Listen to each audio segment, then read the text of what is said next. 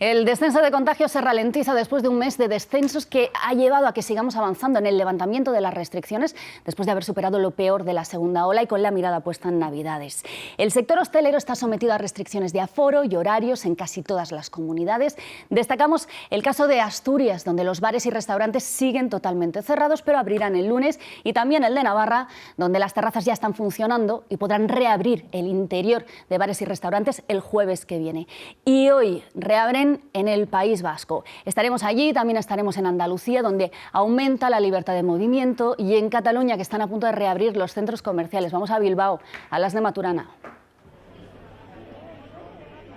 Sí, después de 35 días cerrados, los bares y restaurantes de Euskadi han vuelto a recibir clientes. Era una decisión muy esperada por el sector, que se muestra enfadado ante unas restricciones que considera abusivas. La hostelería puede abrir desde las 6 de la mañana y hasta las 8 de la tarde. También este horario ha provocado malestar en algunos establecimientos que aseguran que no les compensa. Además, no todos los municipios pueden abrir, de momento 5 se mantienen en zona roja.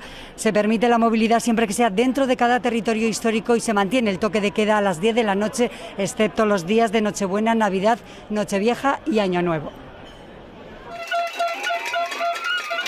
Y así, cacerola en mano, ha protestado la plataforma de hosteleros con conciencia en Gijón. Representan el pequeño comercio de barrio. Denuncian no haber cobrado las indemnizaciones prometidas por el cierre y aseguran que las condiciones de espacio y reapertura a partir del lunes en toda Asturias les llevarán al cierre. Y en Cantabria ya se pueden hacer desplazamientos entre municipios, aunque continúa el cierre perimetral de la comunidad. También se mantiene el toque de queda de 10 de la noche a 6 de la mañana.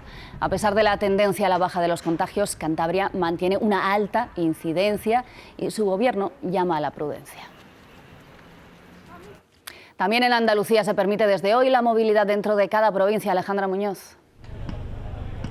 Sí, Andalucía estrena hoy la primera fase de la desescalada de cara a la Navidad, y entre las principales novedades está esa, que se permite desplazarse entre municipios, pero siempre que sean dentro de la misma provincia. Además, comercios, gimnasios, cines y teatro ya no tendrán que cerrar a las 6 de la tarde, podrán estar abiertos hasta las 9. En los bares y restaurantes sí que tendrán que echar el cierre a las 6 de la tarde. Por cierto, que las medidas de desescalada en Andalucía han creado malestar en el sector hostelero, que ya ha anunciado movilizaciones. El toque de queda se mantiene a las 10 de la noche. Si la situación de la pandemia continúa siendo estable, a partir del próximo 18 de diciembre, Andalucía entrará en una segunda fase de la desescalada, en la que, entre otras medidas, se permitirán los desplazamientos entre las provincias andaluzas.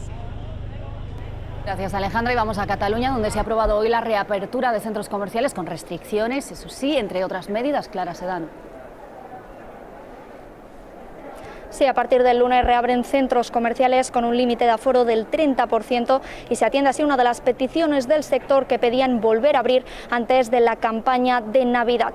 En cuanto a la movilidad, se flexibiliza y a partir del próximo viernes pasamos de un confinamiento municipal de fin de semana a un confinamiento comarcal. Son medidas sobre todo para evitar las grandes aglomeraciones que hemos visto durante los últimos días, sobre todo en el área metropolitana de Barcelona. En cuanto a las actividades culturales, podrán tener un máximo de 1.000 personas si se garantiza la distancia de seguridad, y es una de las peticiones que hacía el Liceu, volver a abrir con un aforo más ampliado. Gracias, Clara. Y Aragón también alivia restricciones. Desde el martes las actividades no esenciales podrán abrir hasta las 10 de la noche. Aforo del 30% en el interior para la hostelería y del 100% en el exterior. Se mantiene el confinamiento de la comunidad, pero a partir de la semana de Navidad se podrá viajar entre provincias. El presidente de la comunidad ha insistido en que si los datos empeoran, retrocederán en esas medidas. En plena desescalada de algunas comunidades autónomas, los contagios vuelven a subir. En los últimos datos del Ministerio de Sanidad, estas 16 autonomías han notificado más casos que el día anterior, y si retrocedemos más en el calendario, algunas de ellas llevan ya 2 días de aumento consecutivo. Esta subida de casos ha hecho subir ligeramente la incidencia acumulada en algunos territorios, pero solo Canarias y Baleares tienen ahora mismo peores datos de incidencia que el fin de semana pasado. En el caso de la incidencia general en España ocurre algo parecido. Ayer subió un punto respecto al día anterior, pero si lo comparamos con las últimas semanas, la curva baja hasta niveles que no veíamos desde agosto. La subida de los últimos días, de momento, no se ve reflejada ni en la mortalidad ni en la ocupación hospitalaria. Los fallecidos semanales son menos que el viernes pasado y es la segunda semana consecutiva que bajan de 1000. Según Sanidad, 812 personas han fallecido en los últimos 7 días. En cuanto a las UCI, están rozando el 22% de su capacidad, menos que la semana pasada, pero solo a 3 puntos del umbral a partir del que Sanidad considera que hay alto riesgo de saturación. Como ven, unos marcadores bajan y otros suben. Hay que esperar a los próximos días para afianzar los datos y analizar el efecto que haya podido tener el puente en la curva de la pandemia. Mientras en Reino Unido reciben las primeras vacunas contra el COVID, en gran parte del mundo se preguntan cuándo les tocará a ellos.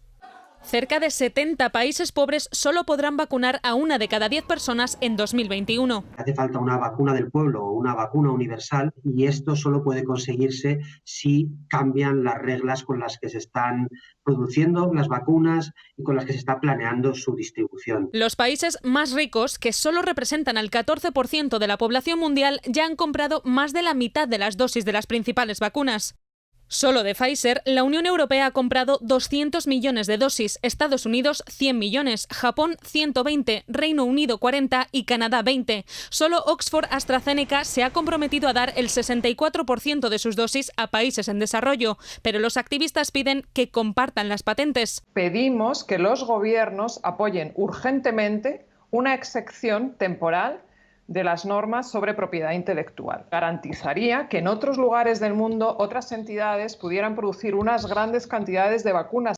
67 países podrían quedarse atrás, según Oxfam. Su esperanza es el fondo COVAX, impulsado por la OMS para garantizar el acceso justo a la vacuna. Hay 189 países que se sumaron y que hicieron un acuerdo, digamos, de apoyo, pero ahora nos falta que se cumpla ese acuerdo. Nos faltan 4.000 millones, 4.100 millones para iniciar ese plan masivo de vacunación. Pero aún no saben cuándo se hará efectivo, cuándo todos los países tendrán una vacuna que no diferencie entre seres humanos. La Policía Nacional ha localizado en una empresa textil de Murcia un zulo donde encerraban a personas para explotarlas laboralmente. Encontraron a 21 que trabajaban en condiciones laborales extremas, 8 de ellas ocultas en el interior del zulo. Los 3 detenidos les pagaban 2 euros por hora y no tenían ningún tipo de asistencia sanitaria, seguridad ni higiene laboral. La empresa familiar, ubicada en la localidad murciana de Fuente Álamo, se dedica a la adquisición de ropa usada para su venta y distribución en países africanos. En Irán ha sido ejecutado este sábado el periodista Ruhollah Zam por alentar las protestas contra el gobierno en 2017 y 2018. En Afganistán continúa la investigación por el asesinato esta semana de la periodista Malala Maiwan y su conductor. Reporteros Sin Fronteras denuncia una semana negra para la libertad de expresión.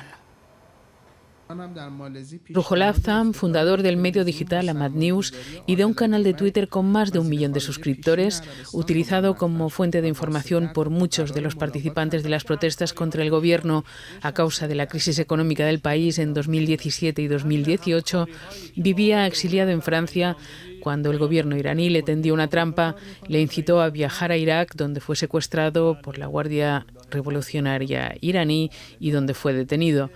Fue condenado por 13 cargos, entre los que se encontraban delitos contra la seguridad del país y espionaje a favor de servicios secretos extranjeros. Su sentencia de muerte fue confirmada este jueves, el mismo día en el que fue asesinada en Jalalabad la presentadora de televisión Malala Maiwan y su chofer. El atentado fue reivindicado por los yihadistas del Estado Islámico. La periodista afgana había denunciado repetidamente la dificultad de trabajar en un país tradicional y conservador como el suyo, donde los ataques contra periodistas, políticos y activistas de derechos humanos han aumentado en los últimos meses. El periodismo es una profesión de alto riesgo en muchos países, pero es imprescindible para la defensa de los derechos civiles. La libertad de expresión es imprescindible, reivindica una campaña lanzada esta semana por Reporteros Sin Fronteras, en la que han colaborado periodistas de Radio Televisión Española. En gran parte del mundo. Detener la cruzada populista contra el periodismo es imprescindible.